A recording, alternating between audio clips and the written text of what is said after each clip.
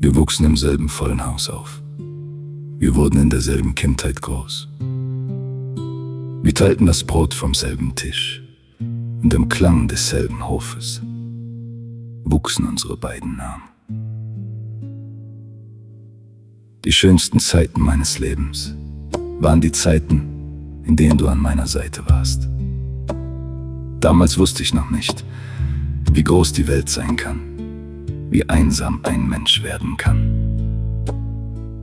Denn hinter mir warst du. Ich war ein Kind, das durch deine kleinen, schwieligen Hände auf die Welt blickte, auf das Taschengeld, das du von deinem Verdienst für mich zurücklegtest, wartete ich mit sehnsüchtigen Augen. Wenn ich mit dem, was du mir gegeben hattest, in die Nachbarschaft hinausging, glaubte ich, die ganze Welt in meiner Tasche zu tragen. Selbst deine alten Sachen zu tragen, fühlte sich für mich wie ein Fest an. Damals kannte ich keinen Namen dafür. Heute verstehe ich. Manche Kinder wachsen nicht mit Spielzeug auf, sondern mit der Aufopferung eines großen Bruders. Wenn die Stimmen der Kinder in der Nachbarschaft plötzlich zu einem Streit wurden, tratst du immer vor mich. Du warfst dein Leben dazwischen und beschütztest mich. Ungerechtigkeit konntest du nicht ertragen, auf der Seite der Schwachen zu stehen. Hat dir vielleicht niemand beigebracht, aber du lebtest es, wie die schlichteste Form des Menschseins. Damals war der Kampf nur in der Nachbarschaft. Ein Stein wurde geworfen, ein Wort wurde größer, ein Kind weinte. Du kamst angerannt, du warst da. Die Kinder sagten, sein großer Bruder ist da, und liefen auseinander. Ich vergaß meine Angst und konnte wieder atmen. Dann wurde ich groß. Ich begriff, dass das Leben überall und zu jeder Zeit ein anderes Kampffeld ist. Manchmal kämpft der Mensch um Brot, manchmal um seine Würde, manchmal darum, nicht zu schweigen, manchmal aber auch nur, um aufrecht stehen zu bleiben. Und ich, jedes Mal, wenn ich deine Gegenwart hinter mir spürte, fand in mir den Mut, in jeden Kampf zu gehen. Du warst nicht nur mein großer Bruder, du wurdest mein Halt. Du wurdest meine verborgene Kraft. Du wurdest die Seite meines kindlichen Herzens, die nicht zerbrach. Unsere Mutter ging, du bliebst bei mir. Unser Vater ging, du bliebst wieder bei mir.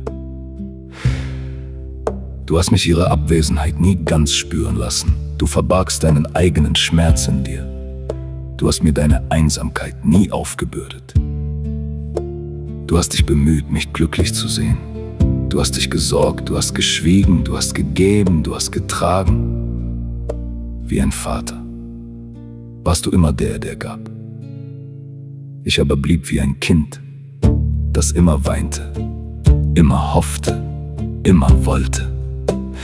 Heute sage ich das nicht mit Scham, sondern mit Dankbarkeit. Denn manche Menschen werden, wenn sie erwachsen werden, zu Brüdern. Manche aber vollenden im Innern ihres Bruders den Vater, der unvollendet blieb. Unsere Bindung hatte vielleicht nie einen richtigen Namen. Manchmal waren wir Bruder und Bruder, manchmal wie Vater und Sohn, manchmal auch wie zwei verletzte Kinder, die im selben Vergangenen still nebeneinander standen.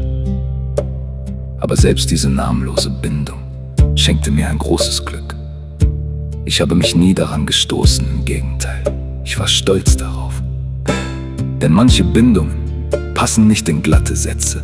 Manche Arten von Liebe wachsen nicht dadurch, dass man sie ausspricht, sondern dadurch, dass man sie ein Leben lang trägt. Das Leben hat uns aus demselben Haus hinaus in andere Länder, andere Städte, andere Einsamkeiten geschleudert. Aber deine Liebe, dein Beschützen, jener alte Wille eines großen Bruders, ist nie schwächer geworden. Auch wenn ich dich nicht anrufe, nicht nach dir frage, dich vernachlässige, weiß ich, ein einziger Gruß von mir macht dein Herz weich. Alle Kränkungen der Vergangenheit verstummen in einem Augenblick. Denn du gehörst zu jenen, die ihre Liebe nicht mit Berechnung, sondern mit dem Herzen tragen. Wenn ich in Not geriet, wenn mein Weg dunkel wurde, wenn das Leben über mich hereinbrach, gab mir das Wissen, dass es dich irgendwo gibt, immer Kraft. Du hast meine kindlichen Seiten mit Güte aufgenommen.